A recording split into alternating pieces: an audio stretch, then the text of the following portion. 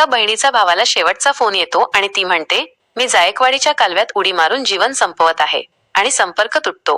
पैठणच्या आखातवाडा परिसरात नेमकी काय खळबळ उडाली? शारदा पंडित यांनी हे टोकाचं पाऊल का उचललं?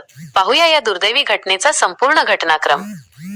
पैठण तालुक्यातील आखातवाडा परिसरातून 2 दिवसांपासून बेपत्ता असलेल्या शारदा पंडित या महिलेचा दुर्दैवी अंत झाला आहे.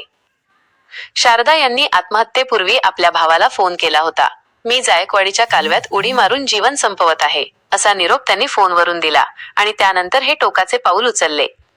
नेमकं काय घडलं? शारदा पंडित या मंगळवारी 24 फेब्रुवारी 2026 पहाटे 4 वाजेच्या सुमारास कोणालाही काहीही न सांगता घरातून बाहेर पडल्या होत्या. घराबाहेर पडल्यानंतर त्यांनी भावाला फोन करून आपल्या निर्णयाबद्दल सांगितले.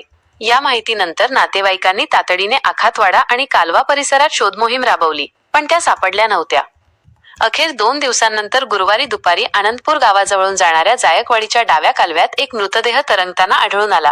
पोलीस पाटील गोकुळ लगडे यांनी याची माहिती सरपंचांना दिली आणि त्यानंतर पोलिसांनी घटनास्थळी धाव घेतली.